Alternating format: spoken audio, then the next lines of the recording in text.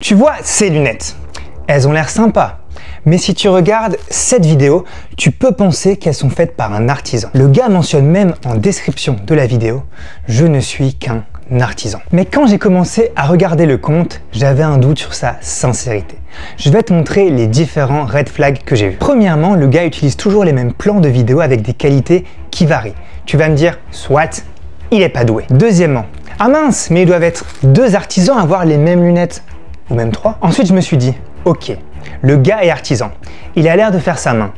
C'est même marqué en bannière du site. Je connais la valeur du travail, la paire de lunettes, elle doit coûter, allez, 250, 300 euros. J'arrive sur son site, et là, surprise, elles ne sont qu'à une centaine d'euros. What? Peut-être qu'il a commencé à industrialiser. Mais, on enfonce le clou. Tu connais beaucoup d'artisans, toi, qui font une remise de 50%? Moi, je connais aucun artisan qui fait une remise. Et quand ça arrive, ça monte à 10% peut-être. Ok, tu vas me dire, il écoule son stock. Mais toi, t'es bien trop gentil. On enfonce encore le clou.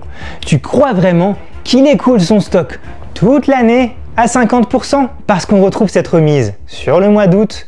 Mais pour mener cette petite enquête depuis quelques semaines pour faire cette vidéo, je peux te dire qu'elle est là depuis longtemps. Et même déjà en avril, d'après ses conditions générales de vente. Le mec se crame lui-même. Bravo. Mais parlons de ces conditions générales de vente, qui ont été copiées, collées d'un autre site et sont totalement inadaptées. Mais je ne vais pas tout relire en détail. Regarde juste ce red flag là. Article 18. La loi applicable, c'est une adresse. Ok.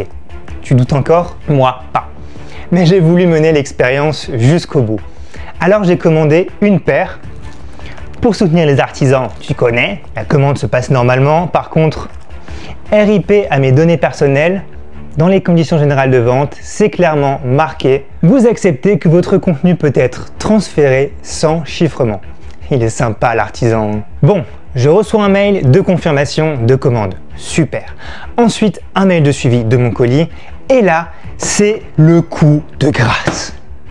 Le clou, il est au fond. Ceux qui travaillent en logistique ont déjà capté le code CN qui, quand on clique dessus, oh miracle, il nous montre que le colis est originaire de Chine. Hop, on redescend un peu le mail et effectivement, on voit que le colis vient d'un centre logistique dans le canton de Shatian, qui est en Chine. Là, il n'y a plus de doute.